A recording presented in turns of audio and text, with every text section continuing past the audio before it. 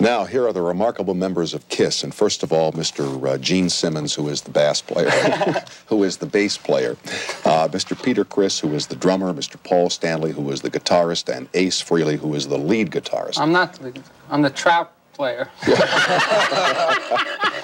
Now, tell how this started, you know, because Gene came in and he said, I didn't know I played bass. And I said, well, I see Aykroyd on Saturday Night Live with the bass fish, and then you say the trout player. I have to excuse it. Bass. Yeah, I've been called many things, but not the bass. Never a bass player. Never a bass player. What would happen if you went out on stage for a concert and you didn't set off the fireworks and you didn't break up the guitar and you didn't have the smoke and the fire and the blood and all that, and you just came out and did your thing? What would they come to the concert? It would still be a rip-roaring rock and roll show, because what we do when we go out there is we don't stand still when we play our instruments. We run around and pretty much raise hell. Can we say that on TV? Yes, you can. Well, we raise hell. I have medals from, you know, early days in high school, track, and I'm sure we're four very athletic young gentlemen. No, I think incredible. Yeah, this is our thing. You know, going out like this. So if we didn't go out like this, a lot of people would be really disappointed, because KISS is known for the big show. So why shouldn't we go out and do what people expect? How does what you do now in concert, what we saw on the videotape, and I'm assuming that that's reasonably recent, how does it differ from when KISS first went out on stage? Did you come out with this tremendous energy right from day number one? The energy was there, the equipment wasn't. We used to go out and we wanted everybody to think we were famous and that we were very big, so we used to have amplifiers that were empty because we couldn't afford speakers. I remember that. We'd pile them against the walls, and we'd tell the lighting man, don't put a light on them, because you could see these circles. Right through them, right? You could see where the speakers were. The energy was always there. When we used to play little clubs, we started out playing in Amityville, Long Island, and we always said, this is the Garden. You know, every night we played. Peter said this was the Garden. I want some credit for that. In fact, I remember opening up for lots of bands that had half the equipment. Oh, I see there's a live human being over there. Half the equipment right here in front of us. Wait a second. Have you recorded your laugh? No, we want to, though. You must record. These guys have been talking about recording my laugh. We've done 15 albums. They've never done it. Maybe on the 16th album they will do it. I think you recorded it on your solo album. You did. Absolutely not. Why No, not? he didn't. Yeah. Ace has been saving it for a KISS. That wasn't my real laugh. That was just a compilation of. All right, upcoming and future KISS albums, Ace Frehley's laugh. Right. You were saying something. I forgot. Oh, all right, fine. No, I know what it was. When we first started out, we had so much equipment that the other bands. Wait a minute. Yeah. We had no equipment. We were broke. Oh, you remember the Marshall lamps and all that? Oh, the phony Marshall lamps were That's incredible. right, phony Marshall lamps. And we used to open up for these bands that had nothing. All they had were guitars and drums, and we had this 6-foot logo, and this was way back in '74. And people just used to get very, very angry at the fact that we could come out, put on a...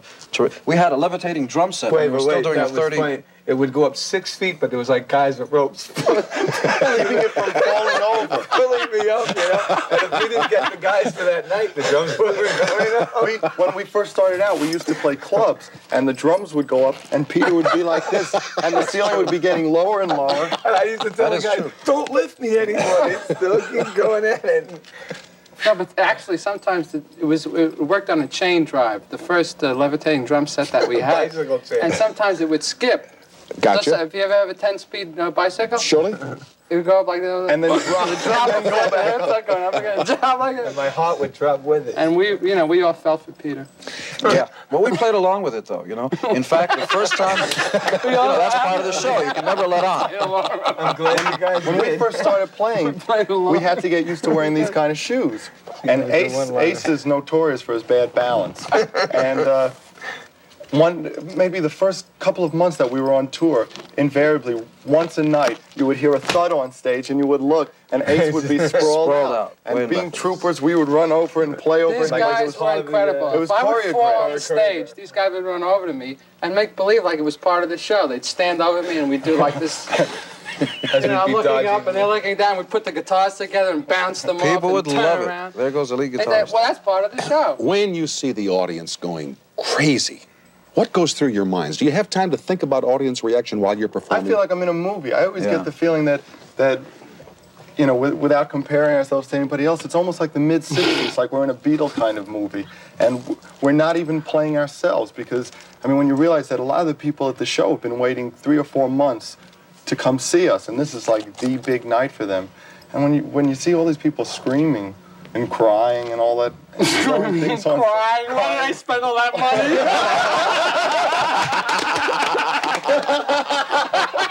I spent all this money. This is it. He goes up in the air. We're out of here. True confession time. Right here. Huh? True confession time. Right here. Exclusive on the Tom Snyder program.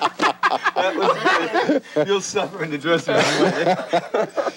room. Whose idea was Kiss? Who invented Kiss? We all did. We all did, yeah. We've been to, Gene and I were together for about 9 years now. Not sexually, just to...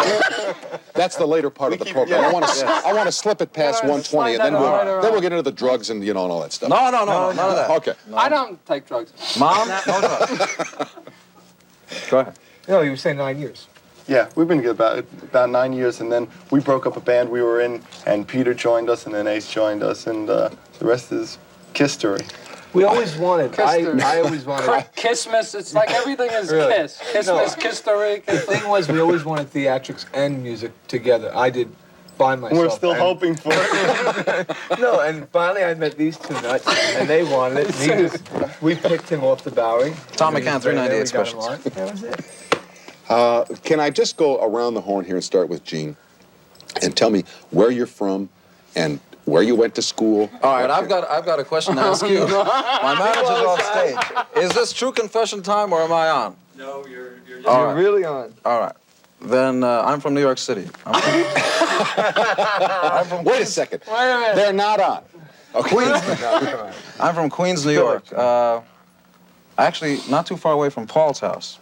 We kind of used to wave to each other before we knew each other. That's right. Before we knew each other, I'd see this guy waving back, I'd wave. Gene was and into then, telescopes. telescope. He loves Mom? it. Huh? Ace loves it. Ace loves Can I anything. tell you something Oh, funny? I get beat up Before by him.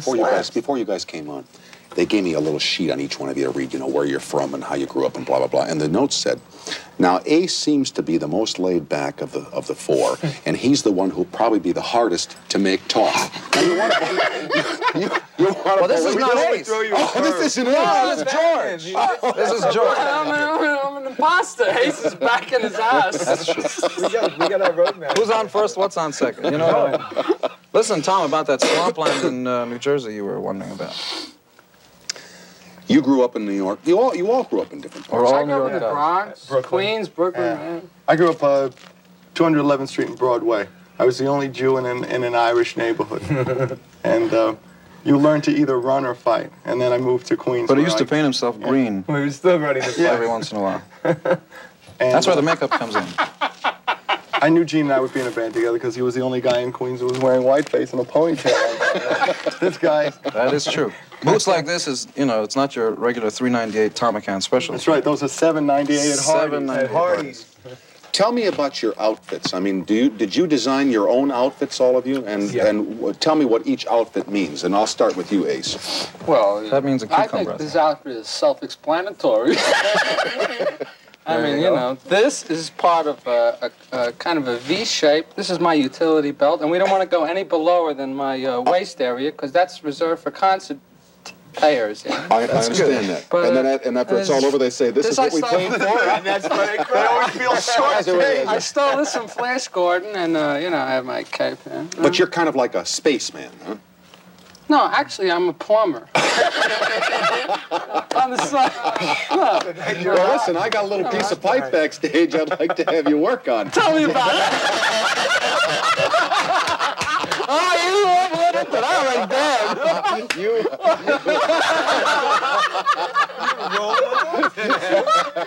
You old sweet talker, you. But I'll tell you, I read on the sheet that they gave me where they said that it's hard to get you out of your shell. It's hard for me to talk. I'm very Try introverted. to cheer down. That you wanted to go for a ride in the first spaceship or a rocket ship or something like that. Are you referring to the space shuttle? The space shuttle that you Yes, wanted. I would prefer to have a ride on the first space shuttle if it's feasibly possible. I was speaking to Pat, and I said, "You got any info? Secret See ambitions. if you can get me a ticket on that. I'd be very interested in that because I'm into technology." I think Ace doesn't need anything. I think he can just power himself up there, His own power. Ace's limo just Ace right up there. I'm in your band. Never a dull moment. Let me tell you something about Ace. When we were first starting out, we had a Mylar front to the bass drum, we would play these clubs, and we're still trying to figure out who it is that we are, what it is that we're trying to put across. And Ace ultimately, Ace, yeah, look at him. Hi, Mom. Ace ultimately would look into the Mylar and start laughing at himself. And I thought he liked me. He kept up. Having a rotten time, right, Tom? I'm having an awful time. Take it easy. It'll get better. We'll hope so.